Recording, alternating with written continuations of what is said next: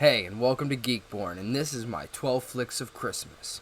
So, like I mentioned last video, I had planned a Grinch week, but things kind of came up out of my control, so we took a week off of videos, but those will end up coming out after Christmas, either as one big video or two separate videos like we had done originally with all the others. Now that we're back on our original schedule, though, and we are watching the Christmas film in the National Lampoon Vacation series.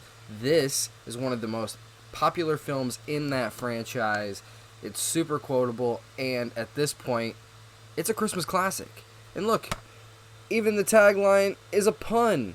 You'll crack up. Dang. I know I watched it a lot growing up, and I am very excited to have a happiest Christmas with the Griswold family once again. So we start with an awesome song and this hilarious animation. Santa's on his way. He'll parade for Christmas vacation. They have, of course, the Christmas Santa animation. If you've seen the film, hopefully you have. If you haven't, you need to go to HBO Max right now and watch this great Christmas film. But this is all happening during the opening credits, and then we actually get started with the film, where we see the Griswold family with Clark and his wife, and they're singing carols in the front seat, while their children in the back seat are having a terrible time. Some road rage shenanigans end up leading to them being stuck underneath a logging truck, and they ramp off of a snowbank and into a spot where they end up parking, and they end up going off trekking through the snow to find the perfect Christmas tree for the family. Clark ends up picking out one that seems maybe a bit too big, and somehow they made it all the way there, realized they don't have a saw.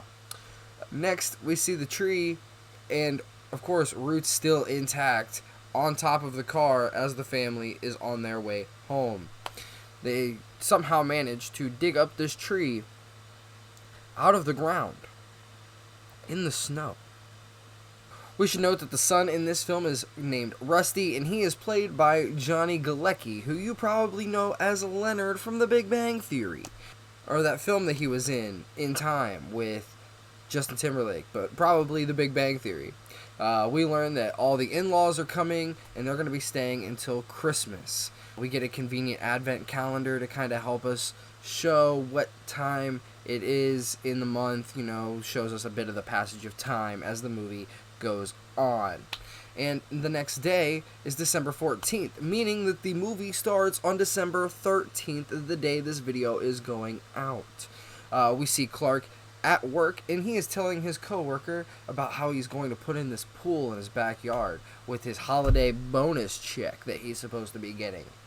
After work, Clark is in the mall, and he has this bit of an awkward encounter with a worker at the mall, one of the saleswomen there, until Rusty ends up coming along, and they go on out of their way. We then get a shot of each of the members at the house later on and see their reaction when the doorbell rings and everyone realizes that the family is in town, and see how this is going to work. They're fighting outside, and then they come in, and we see them napping inside later on while Clark and Rusty go outside to work on the Christmas lights, because it's less than 2 weeks till Christmas, and they haven't put their lights up. Of course, this leads to some slapstick shenanigans, and leads to some damage being done at the eccentric neighbor's house next door to the Griswolds. There's a bunch of ice that ends up being launched out of the gutters. He grabs onto it, and the force of him yanking it launches this ice across the way into the window, busts their stereo, but it was ice, so they don't know how it happened. Clark ends up gathering everybody into the yard, and they want to show him this gorgeous light display that he's put on. But for some reason, it's not working. That's no good. Next morning, Clark ends up almost knocking himself out when he goes through and he tries to open up the attic. He ends up going up there because he's trying to hide some Christmas presents right before Christmas time. He doesn't want to put them all underneath the tree or whatever. He's going to hide them so they can, make it look like Santa showed up. Someone gets cold, though, one of the in-laws, I believe, and she goes through and closes up the door, not realizing someone is up there, and Clark gets trapped. Of course, everyone is deciding they gotta go out. It's time to go. They're gonna go out to lunch and shopping, so everyone leaves, and no one knows where Clark is, so they just assume that he's busy or something, and he gets stuck. He finds some clothes to warm up, and he ends up stumbling upon some home movies that he can watch, that he uses to pass the time, until his wife ends up coming home with everybody, and she opens the attic to do a similar thing, stashing the Christmas present she just bought while she was out at the store. And he falls right out on the way.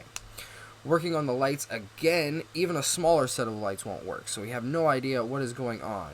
It looks like they are actually connected to a switch, though, in the garage, and then nobody knows that they're connected to the switch and what's causing all this stuff, blah blah blah. So this causes some shenanigans with the neighbors when the lights keep going on and off and on and off, and then they get the lights finally on, and then Cousin Eddie shows up unannounced. This whole thing is turning into way more than Clark was asking for. But I know I'm having a great time watching it, so I don't really care how bad a time Clark's having at the moment. Clark, while talking to Cousin Eddie after Eddie shows up, confirms that he dug up that Christmas tree. We don't get an explanation, but he confirmed that he dug it up, so, that's at least something. The last bit happened over a couple of days, and is now December 18th, just 1 week until Christmas Day. The day wasn't great at work for Clark, though, and later on he ends up going sledding using this sort of oil that he has at the job that he works for. Clark works for this food additive company, and they keep coming up with these different food additives and whatever, so he uses this oil to lube up his sled to try to get some speed. He takes off faster than fast, just bolting down this hill. Across the street, he goes down the hill, and then across the street, and into a Walmart parking lot, and some crazy stuff. That happened over a couple of days, and now it's December 21st, Clark's last day of work, and he's daydreaming at work about having this pool. But he still hasn't got his bonus check, and he's worried. His coworker seems to might have got his check, but he hasn't actually opened it yet. That night, he stares into his backyard, fantasizing about the pool that he's going to have, and his family just enjoying it, until his family ends up disappearing, and it turns into the woman from the mall, and she's doing a bit of a Christmas striptease, because, that's a thing that's in your classic Christmas films. I mean, this is a PG-13 Christmas film, so, be warned, or whatever. But Clark ends up getting startled by Eddie's daughter, Ruby Sue, and they end up talking about Santa. She thinks that Clark might be Santa, but he wants to go through and, try to do something for these kids. The next morning, we get the iconic scene of... Shitter was full! And later, Clark goes to the store with Eddie, and Clark tells Eddie that, he wants to do what he can to try to give Eddie's kids a decent Christmas. Of course, he's super excited. Eddie's all kinds of happy that they want to do this for him. And now it's Christmas Eve. That means the last of the family is here, and it's dinner time. They want the oldest and, frankly, the most senile person at the family get-together, the old lady, the aunt, to say grace. And instead, she ends up leading in the Pledge of Allegiance. And we get another amazing scene where they try to carve the turkey. I mean, if you've seen the scene, if you haven't seen the scene. Catherine, this turkey tastes half as good as it looks. I think we're all in for a very big treat.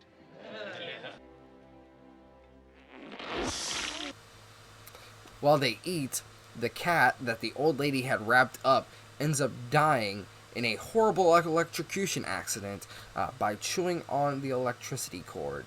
This ends up ruining a chair, like an old recliner, and Clark ends up taking it outside, and he smells some toxic gas, and it must be from when, Eddie was cleaning out his toilet in the sewer. The old man, their uncle, I think the husband of the senile old lady, ends up lighting a cigar by the Christmas tree, and the Christmas tree goes up in one quick flame, instantly goes out, and now the Christmas tree is gone. The guy that was supposed to deliver the bonus check ends up coming through and delivering it on Christmas Eve. Clark opens it, but it wasn't a check at all. It was actually a subscription to the Jelly of the Month Club. Clark claims that he wants his boss brought to him with a ribbon on his head as a Christmas present. You know, it was a last minute thing. Obviously, the dude wasn't being super serious. He was just angry and ranting at the time. But Eddie, of course, that piece of government plastic he's got in his head, might be screwing with some things because he thinks he's being serious. Clark ends up going outside. He ends up cutting down a Christmas tree from his front yard, an old pine tree, and it breaks the neighbor's window, and then he ends up bringing it inside. We get some chattering sounds coming from inside the tree, though, and it turns out it's a Squirrel! The squirrel ends up jumping out at Clark and runs around the living room. They have a chase scene, and the house gets absolutely wrecked. Destroyed, gone, blammo. The neighbor shows up at the front door just as Clark ends up opening the door to let the squirrel and the dog out, and the woman gets mauled by this squirrel and this dog. As they say things can't get any worse with the whole situation, Eddie ends up showing up with Clark's boss. Clark ends up telling his boss off, which is essentially just what he wanted to do, and, you know, it's all about not getting the bonuses. Clark ends up getting a bigger bonus, though, because he gets through to the boss and sees how things, you know, are for these people that work for him. And the boss's wife ends up calling the police, though, because her husband was kidnapped, and they show up at the Griswold's house thinking that things are a lot worse than they are. A whole SWAT team shows up. Craziness.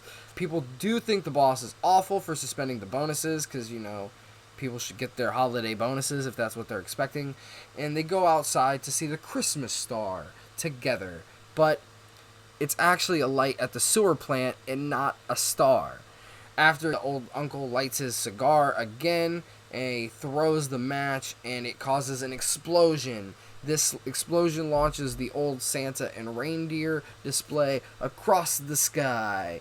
And the crazy ant leads in the national anthem. The National Lampoon Anthem. Haha, am I right? Ugh. That's no good. And we get a happy ending. And that is National Lampoon's Christmas Vacation. It was a whole bunch of fun. The happiest Christmas on this side of the nut house. And I'm glad I got to share it with you guys. It's definitely a Christmas classic. If it is not in your Christmas rotation of films, you're doing Christmas wrong. There is absolutely no argument about that. So I suggest going over to like HBO Max or some other streaming service and finding this film. It's worth it. Christmas Vacation. You'll crack up. I guarantee it. Remember, some of us are born geeky, and you have a good one.